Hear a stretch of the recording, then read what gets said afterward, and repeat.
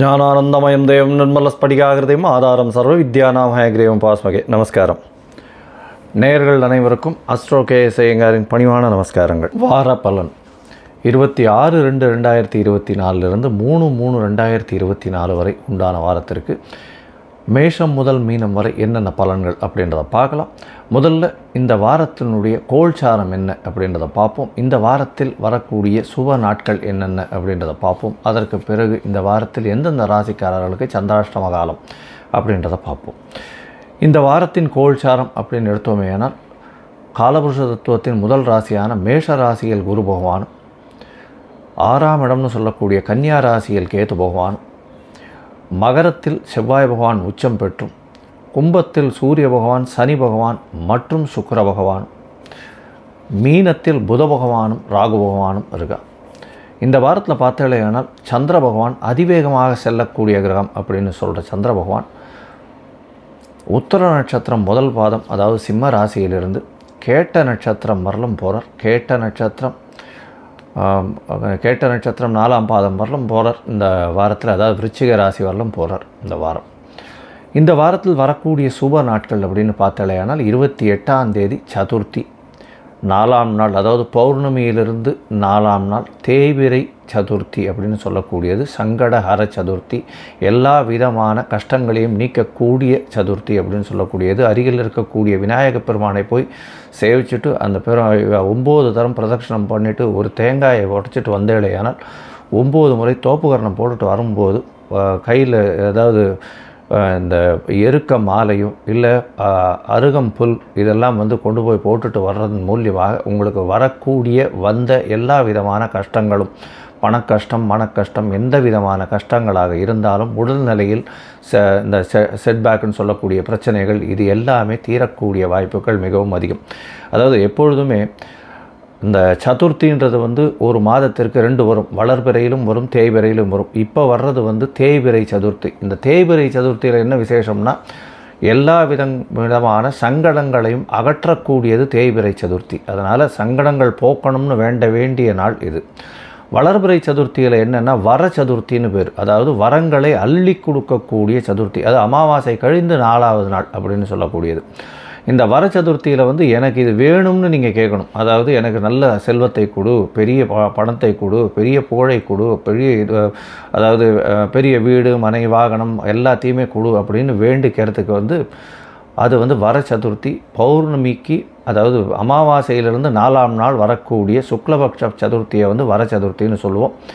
இப்போ வரக்கூடியது கிருஷ்ணபக்ஷ சதுர்த்தி, பௌர்ணமியிலிருந்து 4ஆம் நாள். அதனால் தேய்பிறை சதுர்த்தி. இந்த தேய்பிறை சதுர்த்தியில் என்னுடைய கஷ்டங்களை நீக்கு, பாவங்களை நீக்கு, பிரச்சனைகளை நீக்கு, எனக்கு என்ன திருமண தடையை நீக்கு, இந்த மாதிரியான விஷயங்களை சொல்லி கேட்பதன் மூலியமாக நிச்சயமாக கைகூடும்.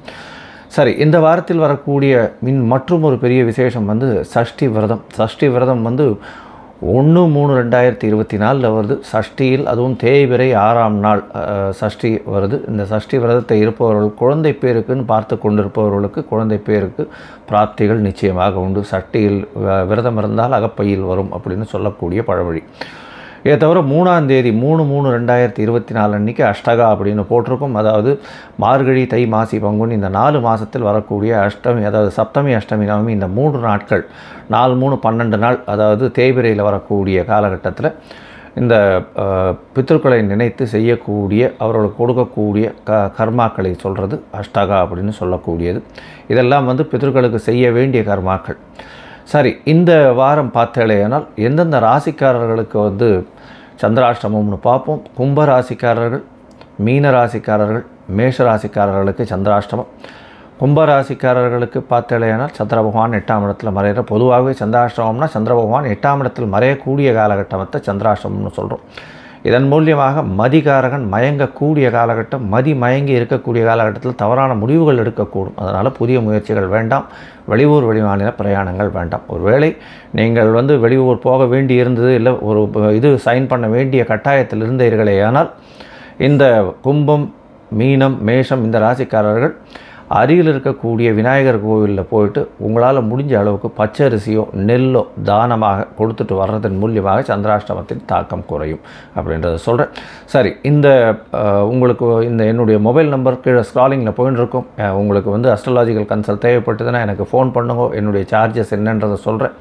உங்களுடைய date, time, place of birth, உங்களுடைய நேமு, பேரண்ட்ஸனுடைய நேம் நீங்கள் அனுப்பிச்சேன்னா உங்களுடைய நேரத்தை போட்டு அதில் சந்தி ஏதாவது வருதா அப்படின்றதையும் பார்த்து, பாத சந்தி, அதை தவிர வந்து சந்திரன் இருக்கக்கூடிய ராசி சந்தி, லக்ன சந்தி, பாத சந்தி, இது எல்லாத்தையும் பார்த்து உங்களுடைய தசாபுக்தி அந்தரம் சூக்ஷ்மத்தை பார்த்து, அதை தவிர உங்களுடைய கோச்சார பிரகாரம் வந்து இந்த எப்படி இருக்குன்றதை பார்த்து எளிய பரிகாரங்கள் என்ன சொல்ல முடியுமோ அதை சொல்கிறேன்.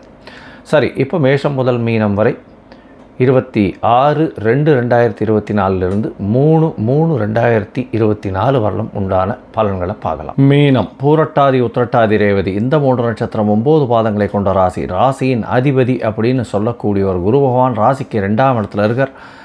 தனகாரகன் அப்படின்னு சொல்லக்கூடிய குரு பகவான் 2ஆம் இடத்துலையும், தனஸ்தான அதிபதி 11ஆம் இடத்துலையும் உச்சம் பெற்றிருக்கிறது மூலியமாக பெரிய ஏற்றம்.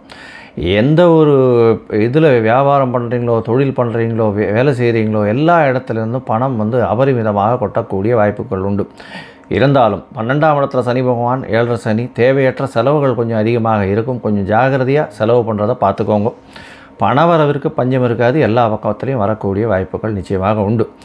7.5 சனி ஆரம்பிச்சுடுத்து 12ஆம் இடத்துல 6ஆம் அதிபதி. அதனால் வந்து வெளியூர், வெளிமாநிலம், வெளிநாடு வேலையின் வாய்ப்புக்காக வெளிநாடு போகக்கூடிய வாய்ப்புகள் இந்த வாரத்தில் வரப்போகிறது.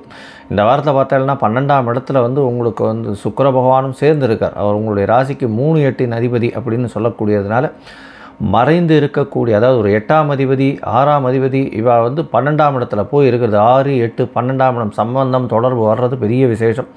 இதன் மூலியமாக வெளியூர், வெளிமாநிலம், வெளிநாடு செல்லக்கூடிய பாக்கியம் உண்டு. திடீர் பயணங்கள் ஏற்படக்கூடிய பாக்கியங்கள் உண்டு. ஷார்ட் ட்ரிப் வெளிநாடு போயிட்டு வரக்கூடிய வாய்ப்புகள் நிச்சயமாக இருக்குது. வேலையில் வந்து ஒரு ப்ரமோஷன் வரக்கூடிய வாய்ப்புகள் நிச்சயமாக இருக்குது. உங்களுடைய ராசிக்கு பார்த்தலையானால் 7ஆம் இடத்துல இருக்கக்கூடிய கேது பகவான் மூலியமாக சிறு சிறு பிரச்சனைகள் வரக்கூடிய வாய்ப்புகள் உண்டு. யாருன்னா பார்ட்னர்ஷிப்போட, அதை தவிர வந்து நண்பர்கள் வட்டாரங்களோடு வரக்கூடிய வாய்ப்பு, எதிர்பாலினத்தவரோடு வரக்கூடிய வாய்ப்புகள் நிச்சயமாக இருக்குது. இந்த வாரம், அதாவது 26/2/2024 3/3/2024 வரை உண்டான வாரத்தில் சந்திர பகவான் உங்களுடைய ராசிக்கு சமசப்தமத்தில் இருக்கக்கூடிய காலகட்டம்.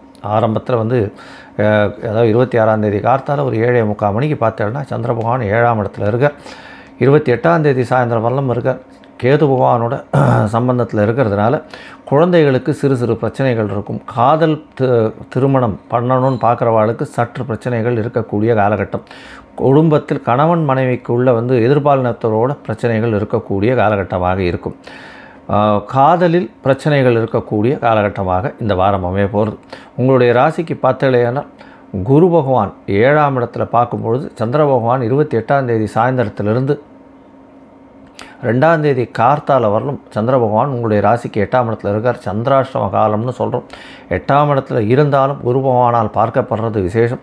இதன் மூலியமாக குரு சந்திர யோகம், கஜகேசரி யோகம் அமையிறது. அது ஒரு பெரிய ஏற்றத்தை கொடுக்கக்கூடிய காலகட்டம்.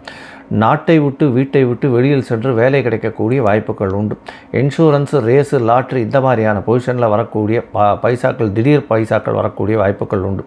இந்த மீனராசிக்காரர்கள் கடல் வாணிபம் செய்பவர்கள், அதை தவிர வந்து கடலில் கிடைக்கக்கூடிய இந்த தாவரங்கள், அதை தவிர உயிரினங்கள் விற்கிறவங்களுக்கெல்லாம் பெரிய ஏற்றம் கிடைக்கும். எக்ஸ்போர்ட் இம்போர்ட் பிஸ்னஸ் பண்ணுறவாளுக்கு திடீர் பண லாபம் வரக்கூடிய வாய்ப்புகள் நிச்சயமாக உண்டு.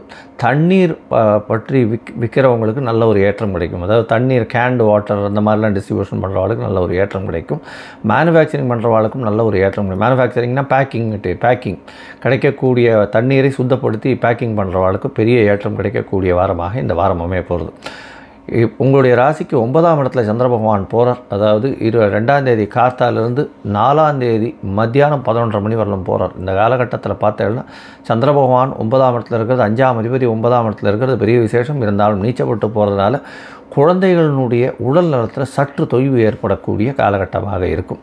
அதை பற்றி ரொம்பவும் கவலைப்பட தேவையில்லை. இந்த வாரம் வந்து ஒரு நல்ல பெரிய ஏற்றமான பொன்னான வாரமாக இருக்க போகிறது. இந்த வாரத்தில் வந்து நீங்கள் அருகில் இருக்கக்கூடிய இந்த தட்சிணாமூர்த்திக்கு ஒரு மஞ்சள் கலர் வஸ்திரம் வந்து சமர்ப்பிச்சுட்டு வர்றது ஒரு பெரிய ஏற்றத்தையும் உங்களுடைய வாழ்வில் ஒரு பெரிய மறுமலர்ச்சியும் கொடுக்கக்கூடிய காலகட்டமாக இந்த வாரம் அமையப்போகிறது. லோகா சமஸ்தா சுகினோ பவந்து. நன்றி, நமஸ்காரம். Astro KS Iyengar YouTube channel பார்த்தமைக்கு நன்றிகள். மேலும் இது போன்ற ஆன்மீக ஜோதிஷ தகவல்கள் உங்களை வந்து அடைய astro KS Iyengar YouTube channel subscribe செய்யவும், பெல் ஐக்கானை மறக்காமல் அழுத்தவும். நன்றி, வணக்கம்.